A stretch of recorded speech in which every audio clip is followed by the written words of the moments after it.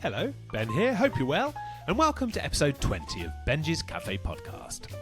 Joining me for a coffee this week in Benjy's Cafe is the founder of JOMO Club, Gemma Mills. JOMO Club, the joy of missing out, is the UK's alcohol-free subscription box delivered to your door, helping members discover the best tasting alternatives to alcohol that are, for the most part, undiscovered. Launched in May 2021 with Richard Nichols, JOMO Club was voted #1 by The Independent and helps its members navigate their way through the rapidly expanding and exciting world of alcohol-free drinks. In this episode, we discuss the growth of the alcohol-free drinks industry. Gemma emphasises the importance of discovering and offering alcohol-free options and how JOMO Club has created a community of like-minded individuals. They're saying that they started JOMO with, Sober October or Dry January, and actually they're now 6 months or a year alcohol-free, and that we've actually changed their relationship with alcohol forever. So that's something I never anticipated, being able to have such an influence on people, but that's now really my core motivator, is if we're actually helping people's lives and shape people's lives for the better and being that inspirational, and that is a reason to really continue doing what we're doing. Gemma is as cool and refreshing as one of JOMO Club's monthly cocktails. It really is a great chat. Pop the kettle on and enjoy listening. Welcome to Benjy's Cafe podcast, Gemma Mills.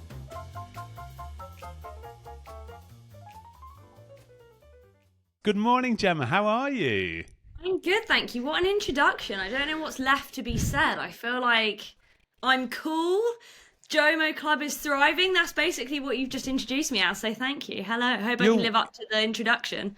Well, you're going to, I know it, and JOMO Club is most definitely cool. I love it. First things first, we're recording this. It's 10 o'clock in the morning. I've got my coffee. Do you have a nice little morning ritual that kind of eases you into a good and happy day, Gemma? I do. So I like to set myself up always with a workout in the morning. I'm not an afternoon workout person, so I like to start with a workout. But I've got a slightly new ritual as of 7 days ago, so I'll keep you posted in 6 months if it's still going. But I wake up in the morning, I take my Cocker Spaniel for a walk, I come back, I have a workout, I jump in the ice bath, and then I know I can celebrate with my coffee afterwards, a nice freshly ground coffee that I can celebrate all the tough things that I've done. Gemma, I like your style, and what a start to the day. And ice baths are fantastic. Firstly, I was amazed that I could fit in mine. I'm 6'6". I was like, my God, I actually fit. But what a buzz. Like when I was first started before Christmas, so it was cold, cracking the ice in the morning, and I was like, I felt like, a rocket launching. I was like, oh, woo-ha. You feel great for the day, don't you? You actually do, and I feel like the hardest bit is actually getting into it, but once you're into it, it starts to feel weirdly warm. But I felt like a bit of a con, to be honest, because when ours arrived, it was a 29-degree day in the UK, and it was basically like a cool dip. So I was sat here like, this is easy, and it was like really cooling down. I know, it's quite hard to keep at a cold temperature, isn't it? Especially as it warms up. Although the summer we're having at the moment, right, I think we're kind of quite safe that it's going to be pretty chilly. It's not been the best. I made the mistake of going to Tesco every day to buy ice when I first got ours, and I soon realised that it was costing me a fortune. So I just fill up old ice tubs now and stick them in. But then randomly I can be like floating in the ice bath, and I just see a few frozen petit pois with me. I'm like, oh, maybe. I did that with blueberries the other day. I know, it all like combines in. Well, super healthy. It's good. The benefits of ice bathing with peas and blueberries. It's the future, Gemma. I love it. Whilst you're doing it. It's so nice to chat to you, Gemma. Thank you for joining me in Benjy's Cafe podcast. I first became aware of you and JOMO Club on social media. I was like, wow, I started my alcohol-free journey, and you start to realise, oh, this is a little daunting, but what an exciting world. And straight away, your Instagram page just shot out at me. The UK's alcohol-free subscription box. What a great idea. Can you just give me a little background, a little insight into what sparked that? I mean, it's helping so many people, especially at the moment.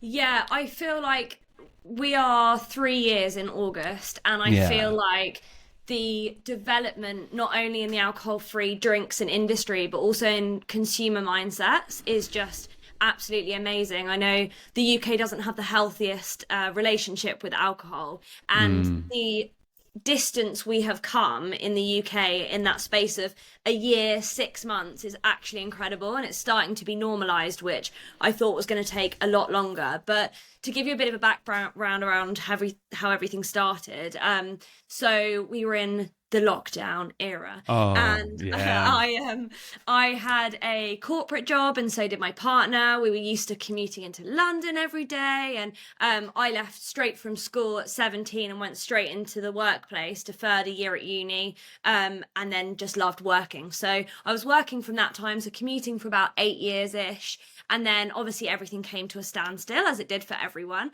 As many people probably know, the corporate world is very work hard, play hard. So, we were going down for beers at lunchtime and then wouldn't come back, and that would roll into the early hours, and then you'd be up in the morning straight on the train. So it wasn't the healthiest lifestyle in the world. And then we suddenly went into lockdown. We weren't commuting anymore. We were jumping off that hamster wheel that we'd all been on for so long. And that's when initially me and my partner Richard turned to gin and tonics, and we were like, this is the perfect divide between the working day and the evening. Let's have a few gins in the garden, it's a gorgeous spring. And then realized actually that was a very unhealthy habit to start in the home, especially. We'd never really drunk at home, and it was something that was just, it wasn't out of control, but it was a habit that we weren't particularly enjoying in our day. We were working out a lot, and obviously you're trying to stay mentally resilient in this lockdown world, and you're trying to stay physically fit, and gin just wasn't helping that at all. So it kind of stemmed from gin, and then we started exploring the alternatives to alcohol, and realised at the time I only knew about Seedlip, which was the first alcohol-free spirit in the market ever. And realised there were so many more options available, and they were mostly undiscovered, and lots of people had tried one and thought, oh, I don't like alcohol free, branching it all together. But actually people were creating some really exciting drinks, and that's kind of where the idea stemmed from, a personal discovery, really. Yeah, that period in lockdown, Gemma, it's crazy, wasn't it? A lot of people I spoke to went either way. Either they would dive into the booze, 4, 5, sometimes 3. Usually like mid-countdown, I'd crack open my first beer. I'd be like, oh my goodness, this is far too early. And then a lot of people just, put it to one side and concentrated on their fitness and mental well-being. But for me, especially, my goodness, when I look back before I, became alcohol free, how much I drank, especially in that lockdown period. But it was tough for people, wasn't it? But how great that you recognise that, Gemma, and you thought, I want to help people here. And it must have been so exciting discovering this whole new magical world of alcohol free drinks. But how interesting that the catalyst was COVID, wasn't it? Yeah, I think it's so interesting when we look at the reason why we drink, you know, especially, I keep going back to the UK, but I think especially in the UK, we drink when we're happy, to celebrate, when we're sad, when we're stressed. And a lot of those reasons, I think it was really taking a step back and thinking, why am I having a drink right now? Is it because I want to have one glass of champagne to celebrate? Or am I drinking because I'm stressed? Because that's actually going to spiral and make it heaps worse, like later on down the line, my sleep, the next morning, all of those things. So I think, when you started to become a little bit more mindful of why you were drinking, what you were drinking, and then actually focus on cutting that back, it made it a lot easier. But definitely, I think the initial reason was a lot of people were looking to cut back, but they wanted that same ritual, but they just didn't want the booze. So they didn't want to cut the habit altogether. So being able to swap out that evening glass of wine for an alcohol-free glass of wine really helps to cut those habits long term as opposed to just momentarily. But I think also cutting out the social side. A lot of drinking is socializing. Yeah. And when you take out the social pressures of, why are you not drinking? Are you on medication? Are you pregnant? What's wrong with you? Is there something seriously wrong with you?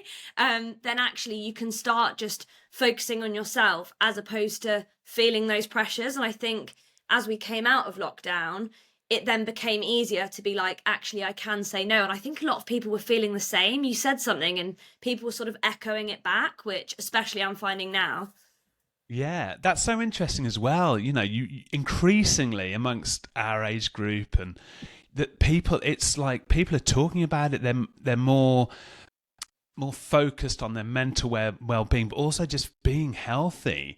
You know, I'm nearly 50, and it's like I want to feel healthy now, and taking alcohol out of my life is a massive factor for me. And it's just very interesting. I find that the more people you talk to, your peers, your colleagues, that it's become a thing now. And what I think is so great about JOMO Club is that you're not only massively helping people who've chosen a completely alcohol-free existence, Gemma, but people who are just considering, oh, do I need to drink every night? There are other options, aren't there? People who still enjoy a drink and can moderate that. I think that's great as well, that you're offering alternatives to those people too.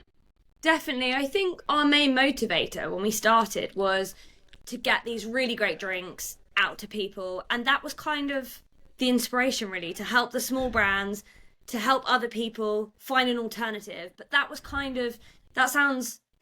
sounds very poor, but that was kind of where we started. But it's developed so much where people are emailing us all the time, or when we go to physical events, people are actually coming to our stand and they're asking to have a word with us and take us to the side. And initially I was like, what are they going to say? Like, is there a complaint? And actually people are saying that they started JOMO with, you know, Sober October or Dry January, and actually they're now 6 months or a year alcohol free, and that we've actually changed their relationship with alcohol forever. So that's something I never anticipated, being able to have such an influence on people. But that's now really my core motivator, is if we're actually helping people's lives and shape people's lives for the better and being that inspiration or whatever we are, then that is a reason to really continue doing what we're doing and get out to more people. And from having had the idea, how quick was it physically to get the company up and running, to choose the contents of your first delivery package? So my partner Richard always says he mentioned, so we were obviously discovering these alcohol-free drinks, and he sort of mentioned, because we subscribed to a gin subscription at the time. He was like, maybe an alcohol-free subscription could be a good idea. And then he says it was the time of the rugby, and the rugby was on in the background. And he says I was silent for the whole game, just staring into space. And that was me basically forming the whole idea and the business plan in my head. So I got back that evening and started writing up a business plan. And that next day, I jumped on a call with an alcohol-free brand. We didn't have a name, a website, socials, nothing. But I wanted to sort of scope it out, and they were so supportive that was just that tiny little nudge that really gave me the motivation to say, okay, let's do this. So May was the idea. The website was a couple of months later, and our first box ever went out in August 21.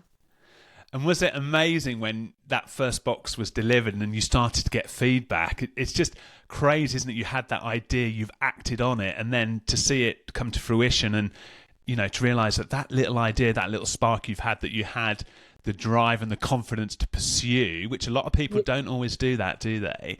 That must have been such a lovely feeling. It was both amazing and one of the most stressful times, because I would say now, when I see people posting something on Instagram of their boxes, you know, I've formed it almost, it feels like behind the scenes where no one's seen anything, and I'm having calls with people and emails, seeing that box in someone's house just like fills me with so much pride now, of someone saying, you know, like, this is my evening drink or my garden drink, or I've got the girls round tonight and we're enjoying these. That fills me with so much pride. But when we started, it was amazing to see them, but we were all hand packing the boxes in my partner's family's like farm. Basically, they had a barn that we took over. So it was my 85-year-old grandma, who still says it's the best days of her life. She absolutely loved it. We would all be exhausted and she would be like, keep going. It would be my mum, my partner's parents, and us. It was a real family affair where we hand-packed everything. We couldn't believe it was happening. And then we sent it out, and not coming from a product-based background, but a very digital-based background, it turns out that bottles can very easily smash on transit. So we had a very stressful first 3 months where we realised lots of the boxes weren't landing, because apparently couriers, they say you have to drop a box from waist height 3 times, and that's usually what happens on transit. So we learned a lot of lessons in the first 3 months, and luckily we don't have any damages now. But it was very exciting. But I was on the call to logistics companies for very many hours. So some teething problems, but you can learn from those, can't you? And it's great when you learn from something and you can put it right and just keep ploughing on. 100%. I love actually thinking about that time because I remember how many hours Yeah. I was on hold with logistics. How often it also, looking at the customer side, people are so, I think initially all of us, we are used to now talking to like bots, chat bots and things, and we're used to waiting for 48 hours before we get a response. But from my side on JOMO, I've always replied to everyone personally, and I like to do it within 2 hours. So I found people that maybe had a poor experience on the delivery side, we've now managed to switch them just by dealing with it quickly and well. People are now with us for years later because they've had such a good Yeah. experience. So having a bad experience, I think, can really, you can flip it on its head and actually form a stronger relationship with your customer if you handle it well. Yeah, you are. I'm going to proclaim you the queen of communication, Gemma. You are so quick responding in our Oh, correspondence. yes. I was like, I'm loving this. It's like the Usain Bolt of replying to emails. It's like wonderful. But that Yeah. helps, doesn't it? Increasingly in people's busy lives, they want a quick response. They want that personal touch. Just the little things like the thank you notes in the monthly deliveries. All those little things really do collate, don't they, to provide confident service for people.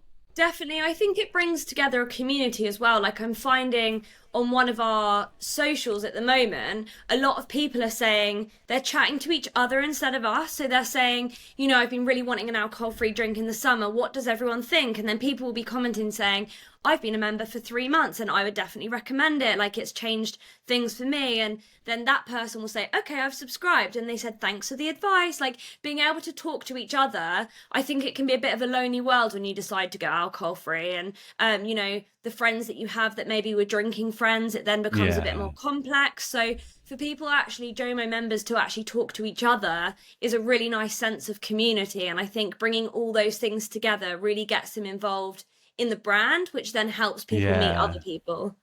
I completely love that, Gemma. When I went alcohol free, it is daunting. You think, oh gosh, you go to Tesco, you go to the supermarket. I'm not just mentioning, I worked at Tesco, by the way, in lockdown. So that's always my go-to supermarket.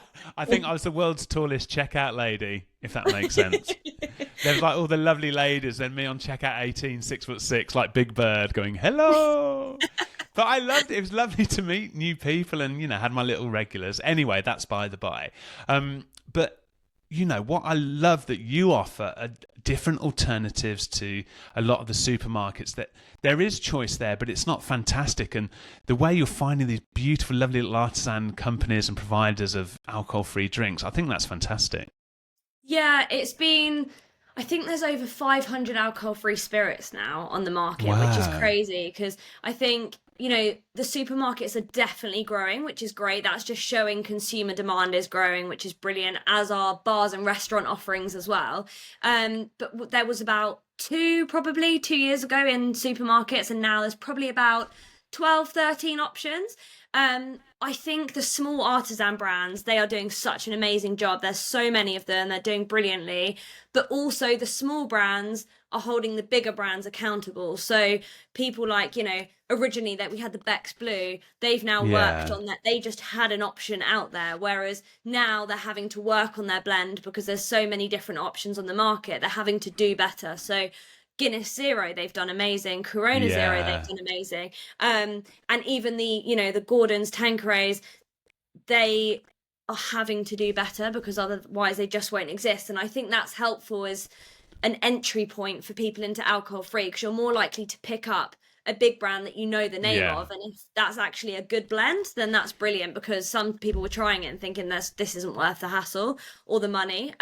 So yeah, it's growing. The artisan brands are brilliant. Everyone's so supportive, and it's also amazing from 3 years ago working with some of these smaller brands, seeing how tiny they were and now how they've gone global, and they're in Pentar, for example. They were unknown and now they're in all the Soho houses and they're in across the US, and it's just amazing to see their growth as well as consumers changing mindsets as well.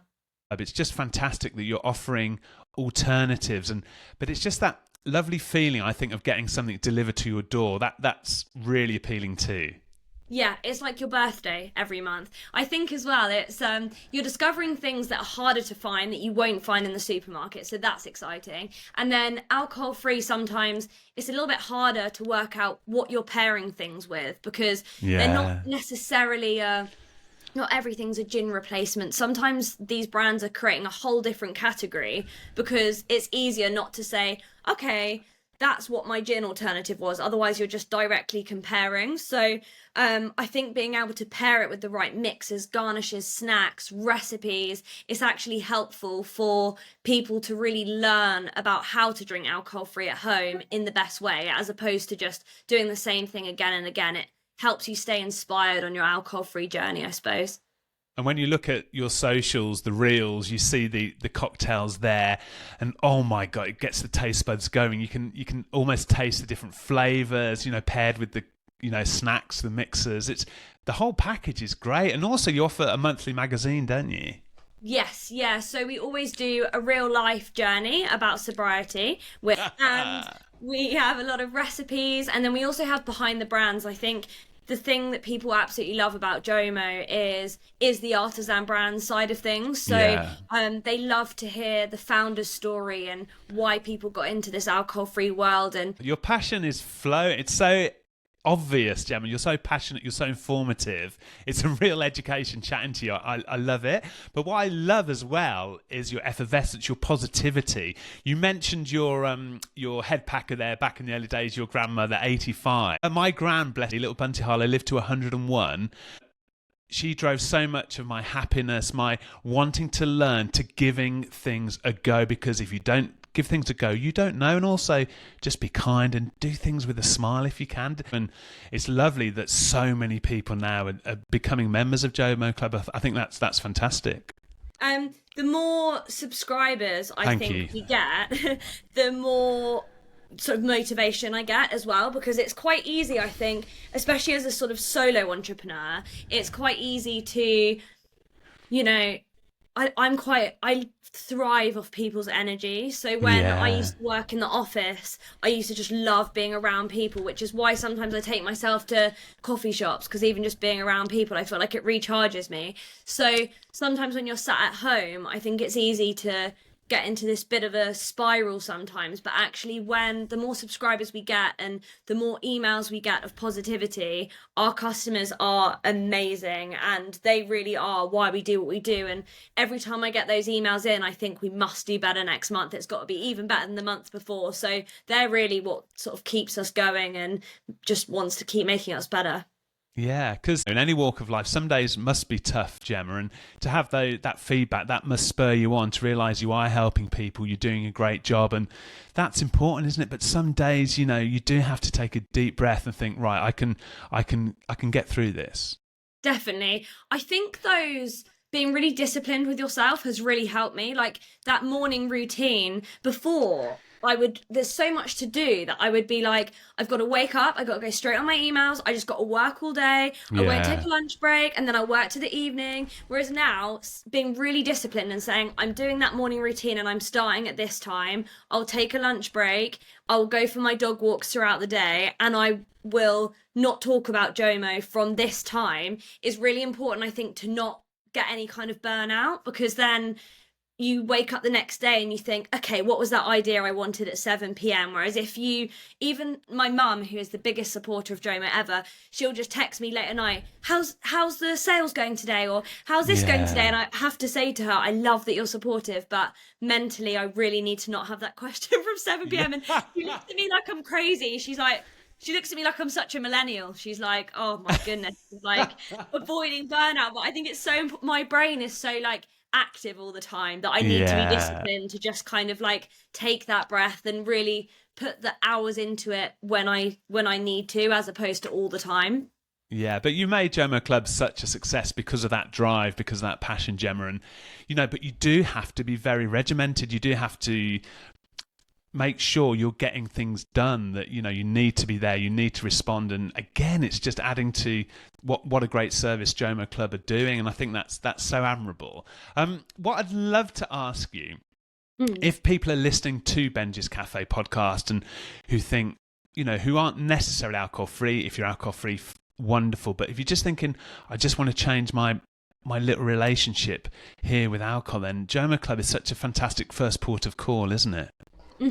Definitely. So if you're looking to just cut back a little bit, I think forming new habits, or actually just changing those, tweaking those habits slightly, is a really good first way of doing it. So I think, having time periods of sobriety is becoming a lot more common. So if you find it easier to do it during a month, Sober October is coming up, and that is a great way just to say, I'm doing Sober October, so I won't be drinking. It actually does stop those questions and friends saying, well, why aren't you drinking? If you just put those boundaries out straight away, that's a really great way of doing it. But I think when looking at home or even in a bar or restaurant, there are a lot better options out there now. I think scope the menu out, make sure that there are alternatives, and it really does help with that sort of JOMO to FOMO situation. If you have a glass of wine at nighttime at 5 p.m, then do exactly the same thing in exactly the same glass.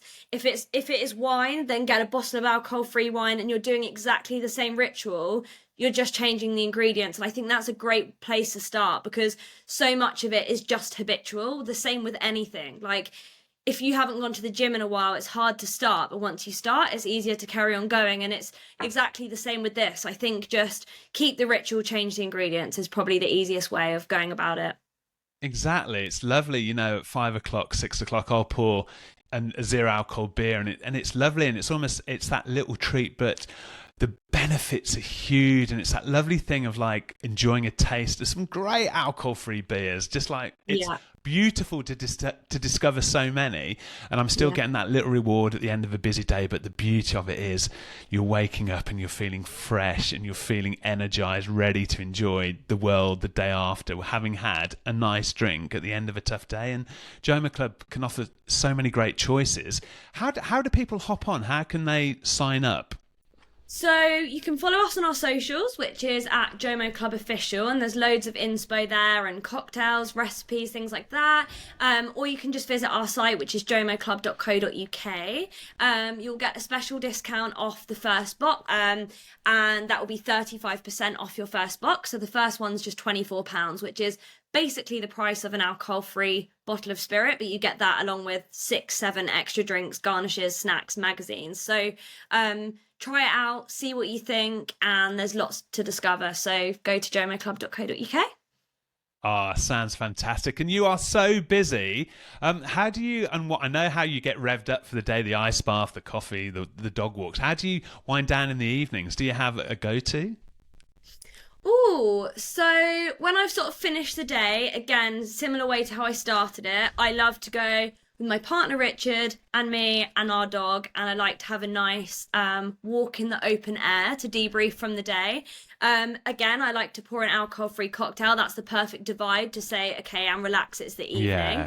But on top of that, if we're going sort of other ways to unwind, I love traveling the world. I love skiing. I love doing outdoorsy things, and I love seeing live music as well. So they're ways that are not the everyday ritual, but they really help me to sort of reset my brain.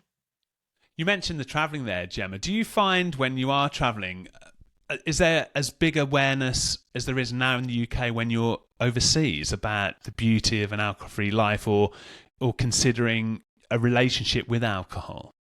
I think so. Funnily enough, considering how small we are as a country, we're definitely the ringleaders of alcohol free. And if you read any reports, the US are always saying how they're taking the UK as the front runners of all of this. But I think the US is secondary to the UK. There definitely is growing massively there, especially places like California, where they obviously have a big health and wellness sort of lifestyle. And then Europe is slowly getting there. There are some exciting brands that are launching in Europe, but I think there's definitely less on the menu. One of my friends, she is pregnant at the moment and she lives in Amsterdam, and there is sort of the tonic waters, the lemonades that are on her restaurant menus.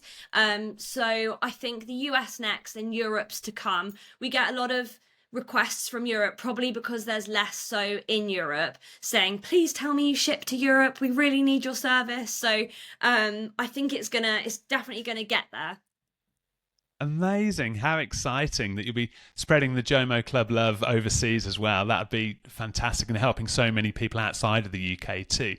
You must feel so proud yourself and Richard, Gemma, of the success of JOMO Club from its inception to today, and it's growing and growing. And you must feel just really happy about that. I do. I feel like I'm in a really good space now where I'm one of those annoying people that really thrives off praise too, which is really embarrassing. Oh, I'm the same. Don't worry, Gemma. We'll fly the flag. Yeah, exactly. But that was the hardest thing, like starting your own business. I was like, no one's telling me well done, or that I'm doing like well. This is really strange. So my old boss, bless him, he would actually call me every now and then and just say, you're doing really well, by the way, even though he wasn't actually my boss anymore. But I feel like now, 3 years in, I'm in a really good point where I don't really need that praise as much because I just get that from our customers, which is amazing. It's so great to chat to you. I love having effervescent guests like yourself in Benjy's Cafe, because it just makes me smile. It puts me on the front foot for the day, and it's lovely meeting and chatting to like-minded people, and it's certainly been a great start to the day. I admire your passion. I admire how you're helping people who are alcohol-free or who are just considering reducing the amount of alcohol, considering their relationship with alcohol. And I really urge people just to have a look at JOMO Club, because it's fantastic. Gemma, it's been an absolute joy, and thank you for joining me in Benjy's Cafe podcast.